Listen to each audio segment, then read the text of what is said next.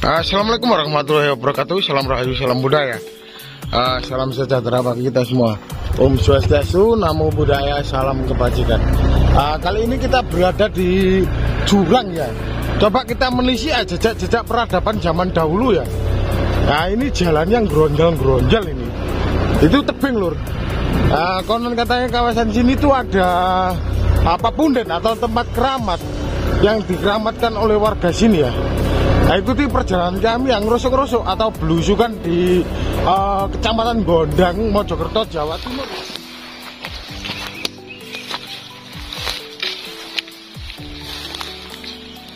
Ya, saat ini kita mencoba ya di atas awan ini menelisik jejak-jejak angkeran, termasuk jejak-jejak artefaktual yang sangat penting ya, serta kemudian tinggalan-tinggalan peradaban masa lalu. Daerah sini memang sangat identik dengan tinggalan kerajaan Majapahit. Namanya bukit ini memang namanya Kemasan, dekat dengan dusun Kemasan. Kemasan sendiri itu sangat identik dengan tempat emas ya, tempat emas. Jadi pada masa sekitar tahun 80-an, 70-an itu banyak para pendulang emas itu menuju ke desa Kemasan ini untuk mencari emas. Sedangkan kemudian artefaktual secara prasasti memang pernah ditemukan prasasti Wulik atau prasasti Tanen ya. Ya di sini itu ya masa Empu Sendok. Itu prasasti ini memperingati tentang tentang bendungan Wulik ya yang diresmikan oleh istri dari Empu Sendok, Parameswari Diakebi. Nah, bahkan dalam prasasti-prasasti yang banyak memang di sini ternyata juga surga ilalang. Ilalang akarnya sendiri selain kemudian untuk obat gitu ya. Nah, coba cari ilalang. Nah, itu ada prasasti Majapahit yang menetapkan tentang, nah ini akar ilalangnya coba kita cari ya. Ada prasasti-prasasti yang menetapkan tentang hutan ilalang. Yang kemudian hutan ilalang itu agar masyarakat di sekitar hutan tersebut itu diberikan status bebas pajak ya dan segala pungutan agar menjaga hutan ilalang. Karena pada masa lalu ilalang ini merupakan atap rumah-rumah ya, atap rumah-rumah. Sedangkan akar ilalang sendiri yang sangat bermanfaat bagi segala penyakit ini ya, terutama rematik, pegelinu, encok, jantung dan lain sebagainya. Nah ini adalah akar ilalang. Rasanya sendiri biasanya manis sih yang kita coba itu ya. Jadi rasa akar ilalang ini manis. Nah di sini kita ada warga yang sedang sedang mencari daun ilalang untuk atap rumah juga, untuk atap semacam apa? Semacam atap warung atau atap semacam gubuk-gubukan atau gazebo gitu ya. Ya. Oh, ini ilalangnya sudah tua Pak ya, dipanen Mas ya? Sudah. Oh iya. Ini asli mana Mas? Lebok. Oh asli Lebok ya? Lebok. Wiyu. Pacet. Nah ini Masnya ini rencananya buat apa ini ilalangnya ini Mas? Buat atap gazebo Mas. Atap gazebo ya? Ada pesanan ya? Ya. Nah ya, jadi ilalang yang sudah tua-tua ini memang sangat bermanfaat untuk atap semacam atap gazebo atau atap joglo gitu loh, atap cungkup, nah termasuk cungkup gitu loh. Nah, banyak sekarang yang menggunakan ilalang semacam rumah makan atau kemudian kafe-kafe gitu, itu banyak warkop itu banyak menggunakan atap-atap ilalang. Nah, cara pengambilan ilalang di alam liar itu seperti ini juga. Jadi dengan menggunakan sabit gitu ya, dipotong, kemudian yang rumput-rumput yang menghalangi itu kemudian dibersihkan, diambil ilalang-ilalang saja yang sudah tua ya, terutama itu agar awet gitu. Nah, seperti ini memang luar biasa sekali ya. Memang di hutan ini juga memberikan berkah bagi masyarakat sekitar ya. Rumput ilalang ini selain memang akarnya itu sangat bermanfaat bagi obat-obatan, daun ilalang sendiri pada masa yang sangat lampau, pada masa Empu Sendok, pada masa Majapahit itu memang sangat berguna bagi perumahan atau atap-atap perumahan. Atap-atap rumah dengan ilalang ini ramah lingkungan loh Kang ya Mbak ya. Karena kalau terjadi gempa, atau seperti mengaca pada gempa Palu dan tsunami kemarin, itu atap ilalang itu lumayan aman kalau tertimpa ya. Jadi nggak begitu keras, tertimpa kepala, beda dengan genteng atau tembok gitu ya. Itu bisa hancur berantakan. Tapi kalau ilalang itu kalau terkena gempa atau apa itu bisa kemudian meminimalisir sebuah efek dari yang tidak diinginkan ya. Tapi semoga kemudian negeri satu bencana ini semoga terhindar dari segala mara bahaya ya. Peradaban kuno, terutama konon katanya di bukit ini, kemasan yang sangat identik dengan emas ini, ada makam wali yang bernama Surgi.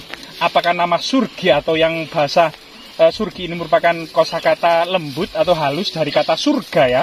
Apakah di daerah ini ada surga emas ya gitu ya, yang berkumpulnya emas, karena namanya itu yang Surgi kemasan, jadi sangat identik dengan surga emas. Mari kita telisik bersama-sama ya. Nah, selain memang banyak ilalang, di sini itu banyak singkong.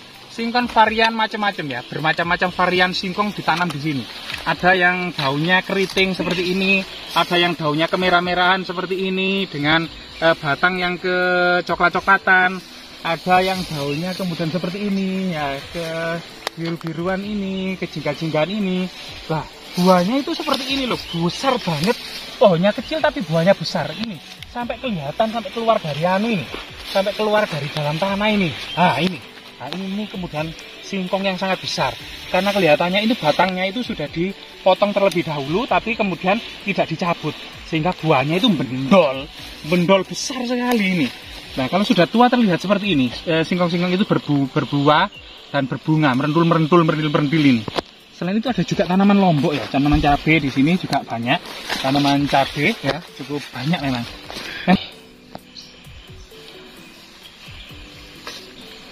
Nah, jadi di sini memang ternyata kalau dikelola dengan baik gitu ya, cuma tongkat kayu dan batu itu jadi tanaman.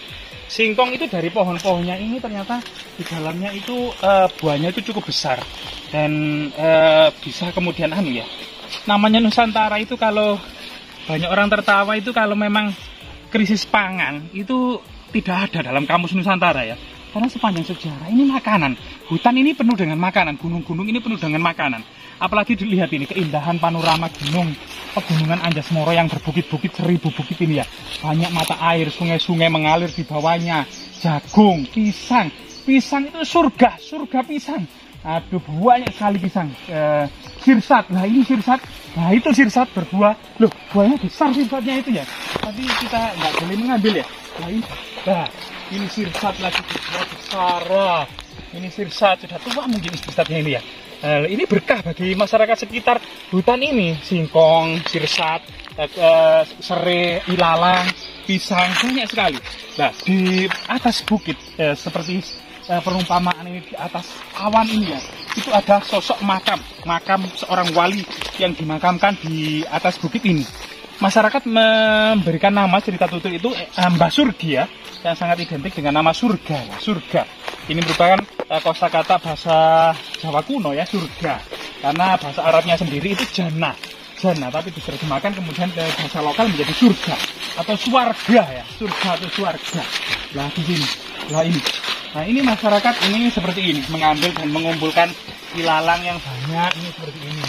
Nah ini keberkahan tersendiri ada di masyarakat sekitar. Nah masyarakat ini juga sambil mencari ilalang, di tengah-tengah ilalang itu juga ada sekawanan burung yang beranak ini, yang mendapatkan anak burung ini lah.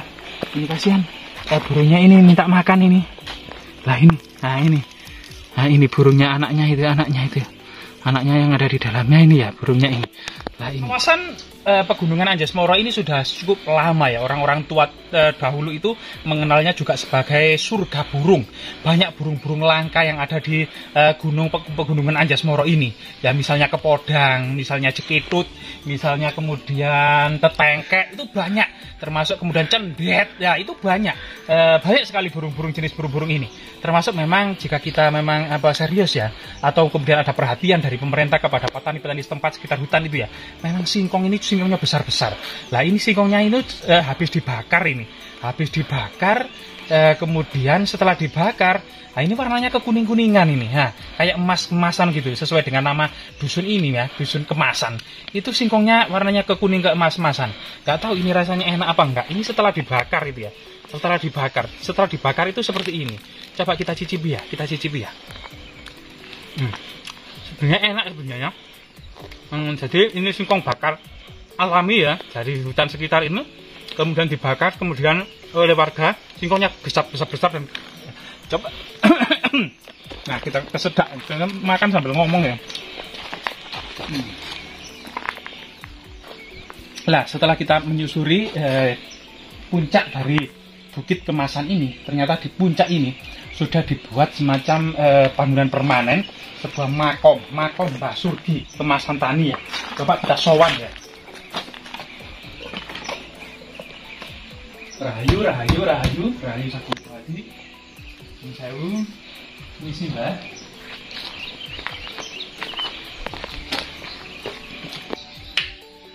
Iya, cukup surat Al-Fatihah.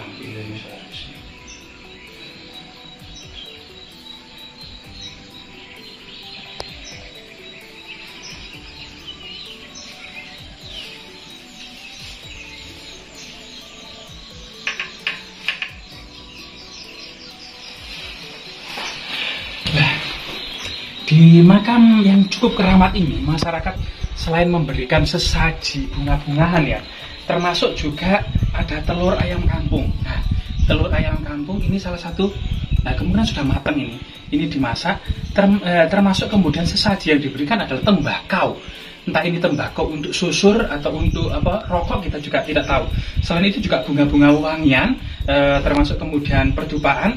Nah, di sini ada biji kemiri. Nah, kemiri ini pada masa Jawa itu sangat identik dengan sayur lodeh.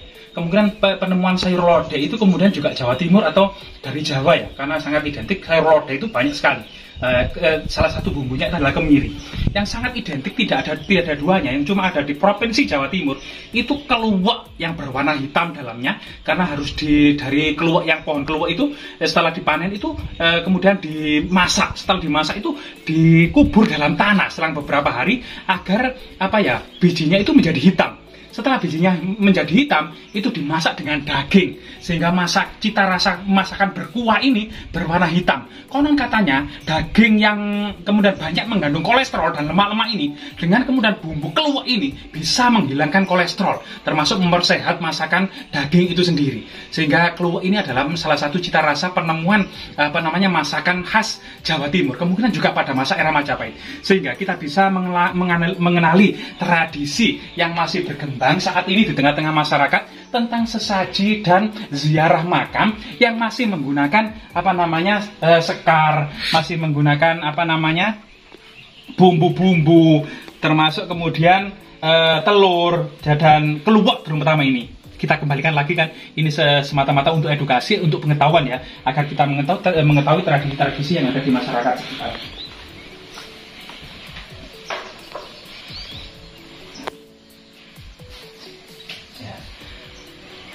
Iya, ya memang berbagai macam hal ya, tradisi dan budaya yang ada di masyarakat tidak terlepas dari memang masyarakat agraris ya, yang memang ternyata negeri ini sangat subur. Pujangga Arab sendiri mengatakan ini adalah cuilanan tanah surga.